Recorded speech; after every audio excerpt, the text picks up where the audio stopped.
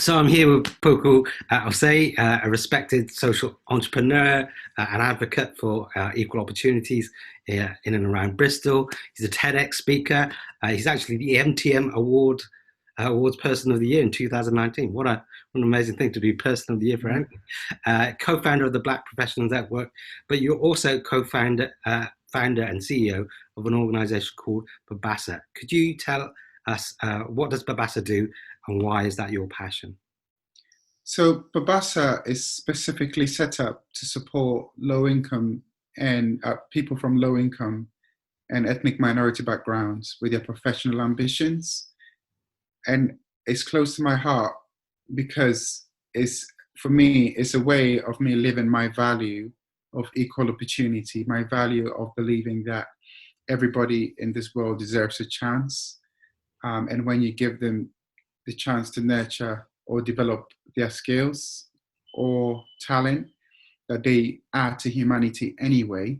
So it's in all our interest to do the best that we can. And that's why I decided to set up Babasa. And how long has Babasa been going on, and what are some of the kind of projects you're involved in currently? So Babasa has been going since 2000 well, it has been going further than 2013, but we were set up as a legal incorporated organization in 2013. The programs that we do, we have three core programs. But if you were to strip any of the programs down, what you will have are the key activities that we do offer or we do engage young people with. And that's one professional mentoring scheme, allowing young people to meet people who are doing the sort of jobs or the sort of careers that they would like to do, and allowing them to ask the questions and find out a bit more, as well as get a bit of assistance to find opportunity in that industry. So professional mentoring, one-to-one support around any barriers that's stopping them from pursuing their aspirations.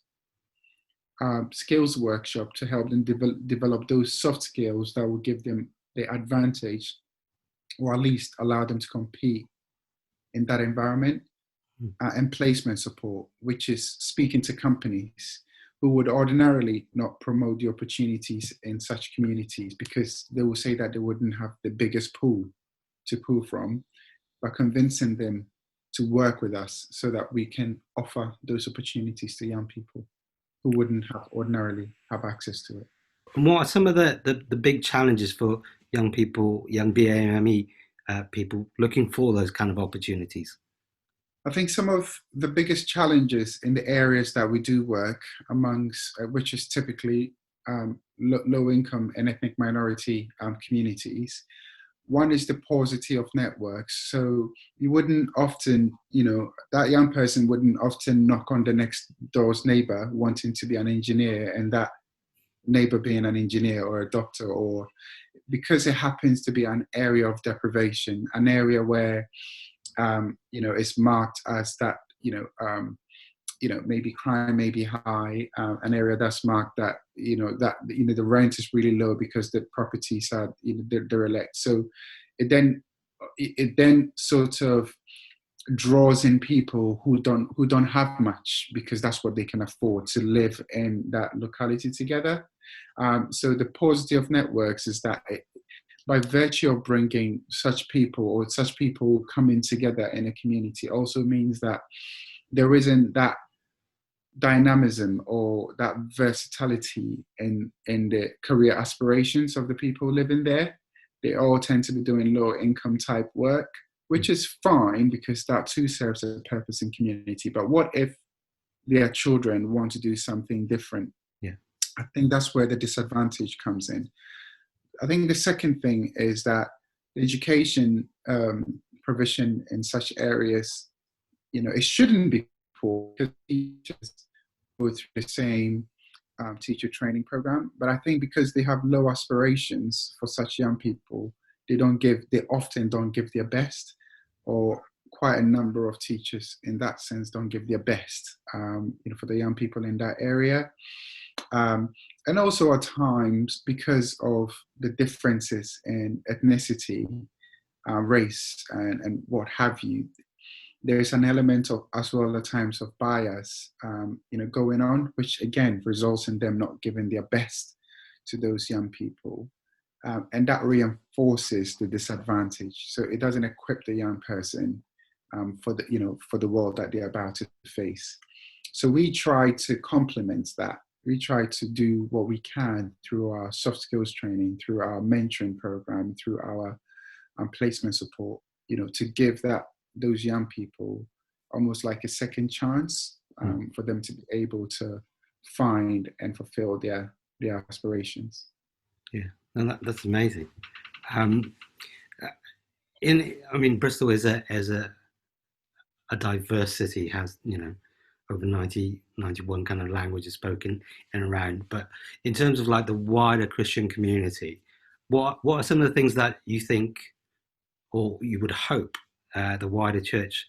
How could that wider church help in kind of that big kind of systemic kind of issue and problem?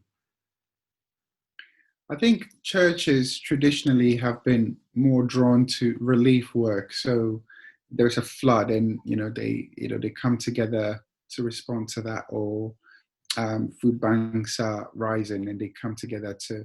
So, and I think that is needed, but that is more of an immediate need. At times, I feel that what the church perhaps doesn't do as much is looking at the things that is systemically causing such trends in some of these localities. And and with that, I'm talking about taking a step back and taking a bit more of a preventative approach rather than an interventionist approach as to when things get really bad, but also taking a strength-based approach as opposed to taking a deficit approach, as in there's a problem there that we have to go in and sort of plug that hole, which is needed if it was to happen. But I think for the church to really be involved in building communities, then they have to look at the preventative approach. They have to look at aspect of what they do needs to be looking at the younger generation and how they equip them through institutions or bodies such as Babasa, so that those young people, as they emerge, they will be the leaders plugging the holes in their very community or speaking on behalf of their community, so that there aren't any holes at all. So I think what they could be doing, in addition to plugging immediate urgent needs, is taking an interest in the aspirations, in the access to opportunities, in the equal opportunity type work that is needed in that community. Because the best way to help any community is to rather enable them, empower them to solve their own problems. So Bristol is a city with many different cultures and many different languages. But do we see that kind of diversity reflected in our leadership across the city? What do you think about that? When it comes to representation at leadership level, in a way, Bristol has been fortunate that in some of the highest stratosphere of leadership, we've had representation of sorts over the last 3 to 4 years. But that is more, and with that, I'm talking about having a mayor of color, having a number of high-profile figures, the high sheriff, right through to the Lord Lieutenant, all of color. But then if you were to look a bit deeper at the type of representation that is needed to bring about any sense of a systemic change or reflects the diversity of the city at the more senior management level, across sectors, so private, public, and the voluntary sectors, if you were to do a bit of a research to say that, okay, from the CEO to sort of the other director roles, how many are of color, I think you realize that you're looking under 1%, if not, under 0.5%, that will be of color. And that is problematic because a huge part of the decision-making process takes place there. It's great that we have political figures who are of color, but many a times, especially looking at how the Bristol economy moves, it's really the corporate Bristol that, you know, that makes decisions certainly on that front, and the representation is there. So I think Bristol has got a way to go, but nevertheless we have to acknowledge the advances that Bristol has made as a city.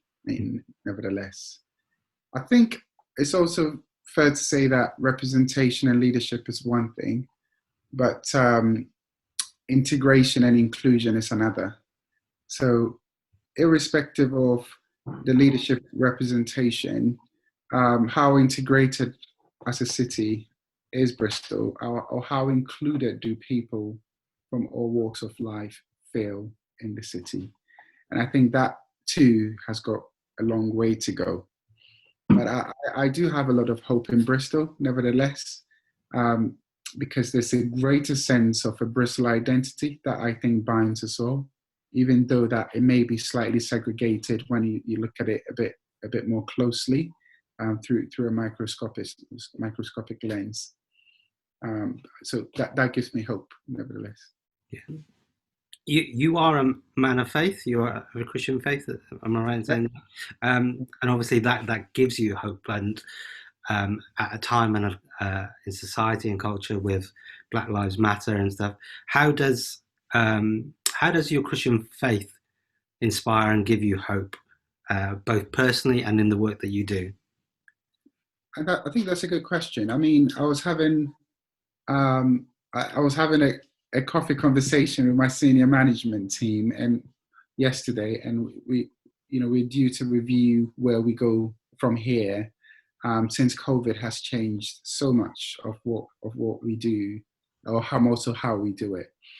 And I did say to them what I'm about to say now, which was that for me, Babasa is more of a calling, for me, because when I look at the financial, the social, and some of the psychological costs that it brings to doing the job that I do, I think, with the logical mind, you say that, hey, maybe with some qualifications that I do have, it's better that I go and do something else. Yeah. But it fills me with great joy and hope, and I ended up doing it, if I can, in that. But I ended up telling them this story about Moses. Not that I'm Moses by any means at all, but that same predicament of not wanting to embark on a journey that perhaps was laid out, for him, by eventually embarking on the journey, not even knowing how that was going to pan out, but felt a deeper calling that is the chosen path for him. In many sense, I do feel that to an extent, that I didn't even know how Babasa was going to self-sustain itself. At the time when I chose to pursue Babasa, I didn't, I had moved to the country. I didn't know Andy Street, neither did I know anybody in the city. I didn't know anything about the voluntary sector. I had me and my partner, my wife, we had a baby on the way. So it wasn't the time to be trying to trade to do something that is totally out of your skills, knowledge, and expertise and network in terms of depth. But that's where the calling took me. So to me, first and foremost, it's a calling. That's a long answer, but I can make it shorter if you want. No, it's good. It's good. Yeah. The one thing that I was going to say is that whilst, I'm a strong believer, I do believe in the Christian faith, the Bible, and the preachings and teachings of Jesus Christ. I also know that I'm by all means not a perfect or close to even a perfect human being, but nevertheless, the calling to do something for people who are marginalized is not one that I intend to falter, irrespective of my imperfection. No, that's great. And and I think you do carry that kingdom, but also that sense of cost, which I think is intrinsic to the Christian faith. Poku, thank you for your time. Thank you. Great. Thank you. You take care for now. Okay. All right.